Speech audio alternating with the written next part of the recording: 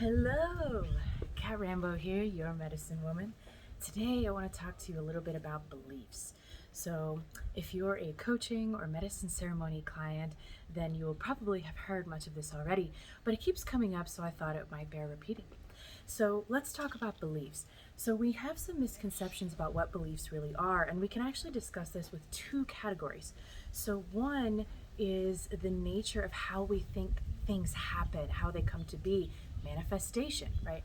So we have this misconception that belief is required absolutely 100% for something to become true in our lives. That's how manifestation works.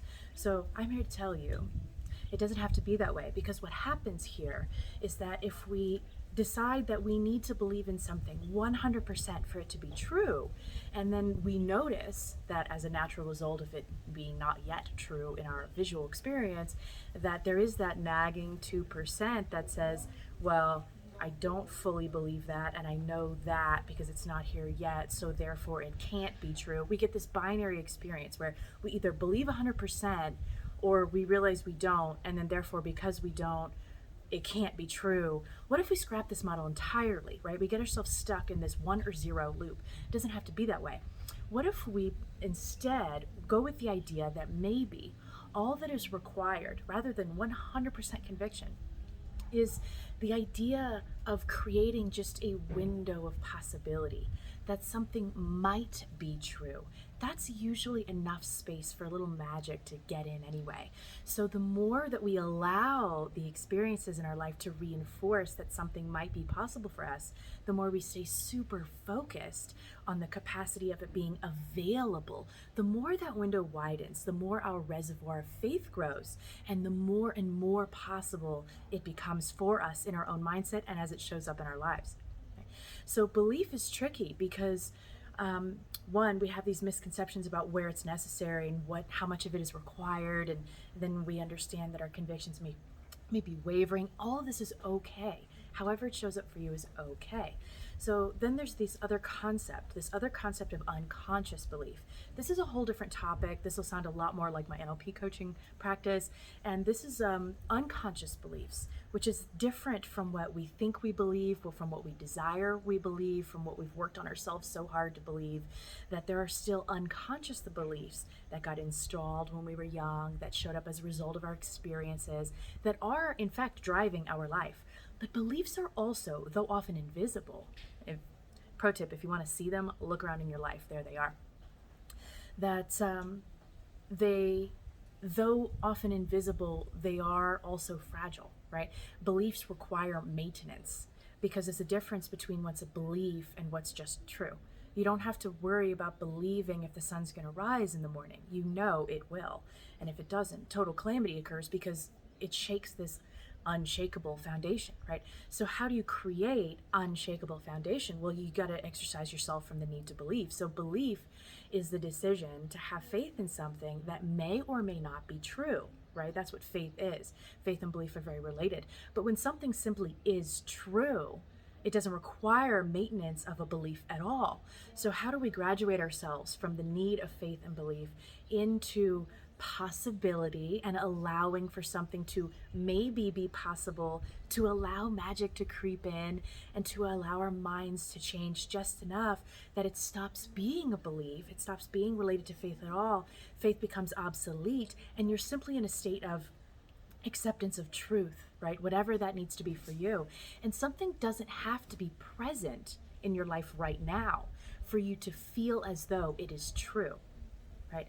So I love this example. If someone owes you money and they keep telling you, oh, I'll pay you, and you're like, whatever, he's never going to pay me back, is he?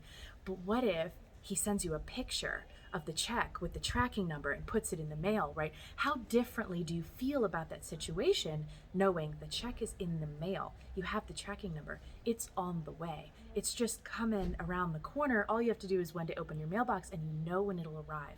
That's trust. That's totally different from faith and belief, right? So we can approach our situations and access greater experiences of trust instead, and facthood, right?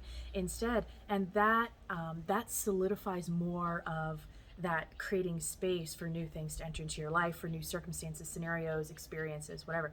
So there are so many methods, visualizations, mindset hacks, actions that you can do in your life to instigate those emotions, to graduate yourself from faith and belief. I'm not saying there's anything wrong with it. It's absolutely necessary. We have beliefs, they run our lives.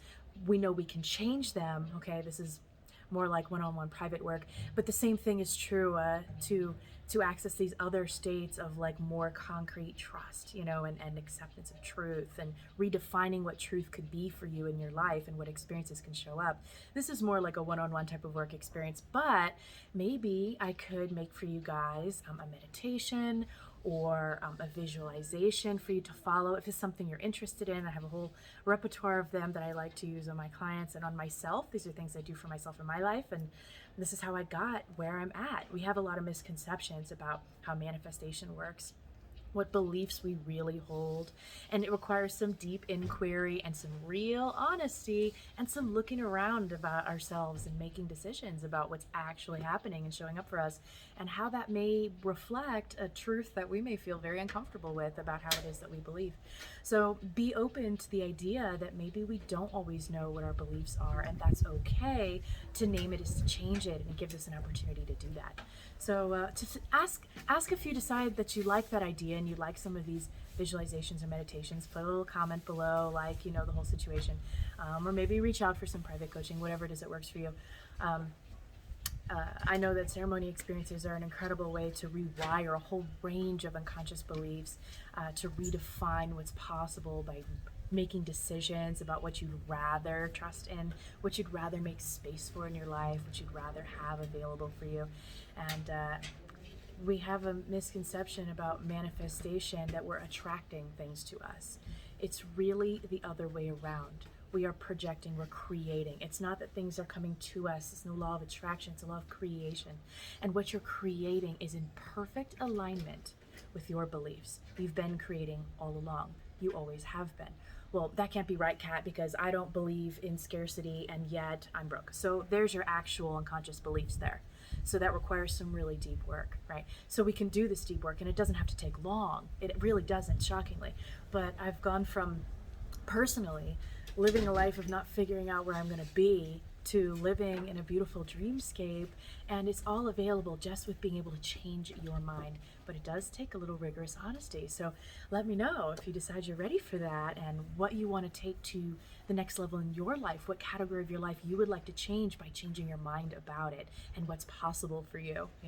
I'm stuck, I'm always going to be stuck. Well, sure, then you're right, but my life could change in an instant, and it doesn't have to be hard. That's a great belief to install. What if you were functioning automatically out of that belief?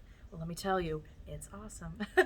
So let me know if any of this resonates with you, or maybe you say, Kat, I don't like that idea. I want to hear it all. So leave me some comments, send me a message, and tell me how things are going for you guys. And let me know if you'd like. Maybe I'll put some visualizations or meditations up for you guys if that's something you're interested in. Anyway, you know the deal with the subscribe and all that. So hopefully I will see you guys very soon. Bye.